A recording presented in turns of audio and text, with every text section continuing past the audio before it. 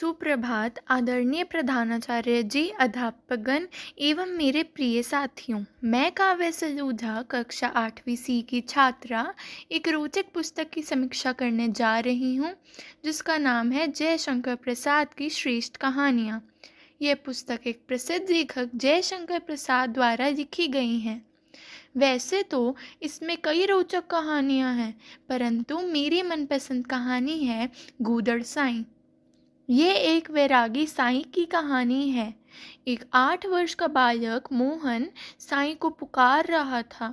मोहल्ले में साईं कई दिनों के बाद दिखा था, परंतु कुछ दिनों से उसे आदत पड़ गई थी कि वह दोपहर को मोहन के घर जाता था और अपने गूदड़ यतन पर बैठकर मोहन से ढेर सारी बातें करता था। मोहन अपने पिता की नज़रों से बचकर साईं को साग रोटी लाकर देता था।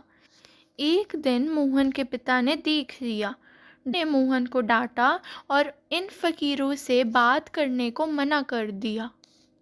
कई दिन बाद साईं उस मोहल्ले में आया, परंतु मोहन के घर नहीं गया। मोहन ने उसे देख लिया और पुकारा। साईं मोहन के पास गया। मोहन ने कहा, तुम आजकल आते क्यों नहीं? साईं ने कहा, तुम्हारे बाबा तुम्हें डांटेंगे। मोहन ने कहा, तुम रोटी ले जाया करो।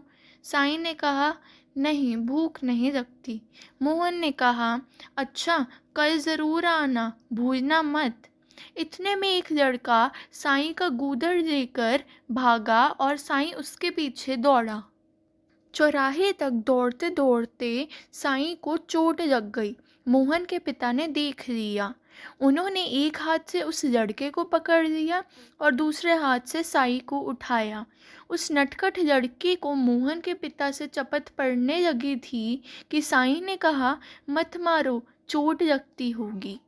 मोहन के पिता ने साईं से पूछा, फिर तुम इस चीथड़े के लिए दौड़ते ही क्यों हो?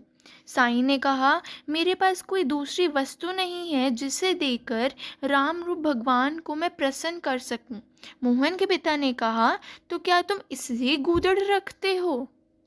साईं ने कहा, इस चीथड़े को लेकर भागते हैं भगवान और मैं उनसे लड़कर छीन लेता हूँ, रखता हूँ फिर उन्हीं से छिनवाने के लिए, उनके मनोविनोद के लिए।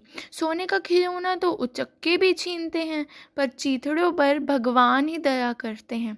इतना कहकर बालक का मुंह पोंछते हुए मित्र के समान गलबाही डाले हुए साईं चला गया। मोहन के पिता आश्चर्य से बोले, गूदड़ साईं, तुम नीरे गूदड़ नहीं, गूदड़ी के लाल हो। इस कहानी से हमें ये पता चलता है कि हमें दूसरों के प्रति दयालु होना चाहिए और साधारण व्यक्ति होते हुए भी असाधारण होना चाहिए। इस पुस्तक की और कहानियाँ भी ऐसी ही रोचक हैं। मैं आपको ये पुस्तक पढ़ने का सुझाव ज़रूर दूंगी। धन्यवाद।